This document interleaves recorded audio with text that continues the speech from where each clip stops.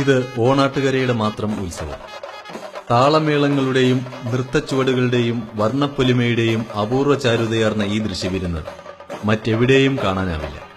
ഇവിടുത്തെ ഗ്രാമദേവതകളുടെ ആനന്ദ നൃത്തമാണിത്.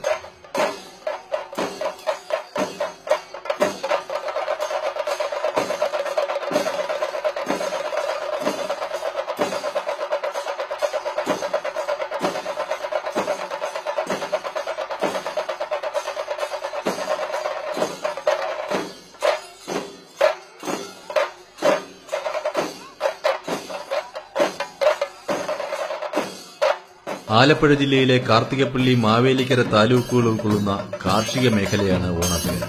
പഴയ തിരുവിതാംകൂറിന്റെ നെല്ലാണ്. പാടശേഖരങ്ങൾ വിളഞ്ഞു കൊയ്ത് അറപ്പുരകളും കർഷക മനസ്സുകളും നിറയുമ്പോൾ ആ സമൃദ്ധിയിലും സന്തോഷത്തിലും പങ്കുചേർന്ന് അവരുടെ നൈവേദ്യങ്ങൾ സ്വീകരിച്ച് അനുഗ്രഹം ചൊരിയാൻ ഗ്രാമദേവതകൾ നാട്ടിലിറങ്ങും. പറയെടുപ്പ് എന്ന ഈ ചടങ്ങിന് ദേവതകൾ എഴുന്നള്ളുന്ന പല്ലക്കിനെ അനുസ്മരിപ്പിക്കുന്ന ദേവവാഹനമാണിത്. പേര് ജീവത. ഇവിടുത്തെ മിക്ക ക്ഷേത്രങ്ങളിലും ജീവതയുണ്ട്. വ്യത്യസ്തതയാർന്ന ജീവതകൾ. വീട്ടുമുറ്റങ്ങളിലെ ചാണകം മെഴുകിയ തറയിൽ പ്രത്യേക പീഠത്തിൽ എഴുന്നള്ളിയിരുന്ന് ഇവർ നിറപറയും ഭക്തിയുടെ നിറമനസ്സും സ്വീകരിക്കുന്നു. ദേവസ്വത്തിന്റെ വസ്തുവകളിൽ നിന്നുള്ള കണ്ടുകൊണ്ട് കിട്ടുന്ന ആദായം കൂടാതെ അവിടുത്തെ നിത്യച്ചെലവ് നടത്താൻ വേണ്ടിയിട്ട് ഈ വിളവെടുപ്പ് കഴിയുമ്പം ആ പ്രദേശത്തുള്ള കൃഷിക്കാരുടെ നിന്നൊക്കെ ഒരു വർഷത്തെ ചെലവിനുള്ള തുക എന്നുള്ള സങ്കല്പത്തിലാണ് ഈ തുടങ്ങിയത്.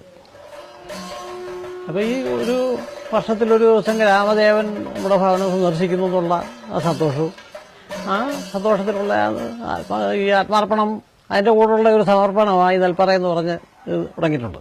27 ദിവസം നീണ്ടു നിൽക്കുന്നതായിരിക്കും ഈ പറയെടുപ്പ് എന്ന് പറയുന്നത്.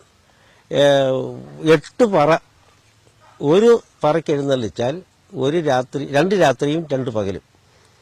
അത് കഴിഞ്ഞിട്ട് ബാക്കി ദിവസം വിശ്രമമായിരിക്കും. ബുധൻ, ശനി ഈ ദിവസങ്ങളിൽ മാത്രമേ പറയ്ക്കിറങ്ങത്തുള്ളൂ.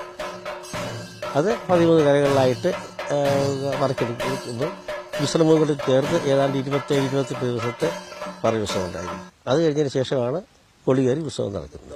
നെൽപ്പറ നിവേദ്യം സ്വീകരിച്ചു കഴിഞ്ഞാൽ ജീവത സന്തോഷസൂചകമായി ചുവടുവെച്ച് കളിക്കുന്നു.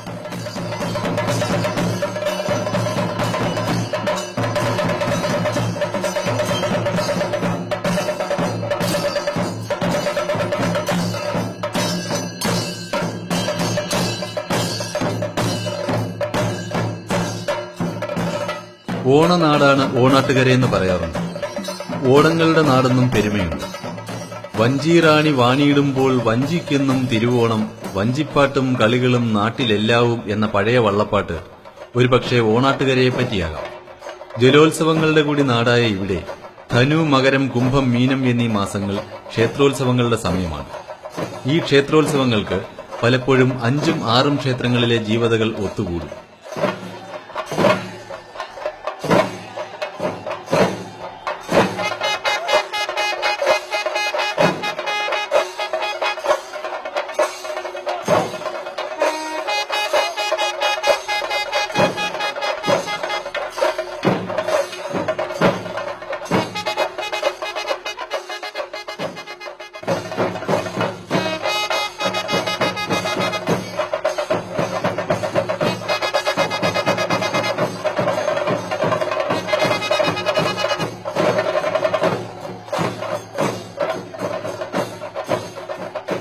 ആതിഥേയ ക്ഷേത്രത്തിലെ ജീവത വന്ന് സ്നേഹാതിരേകത്തോടെ ഇവരെ എതിരേൽക്കും.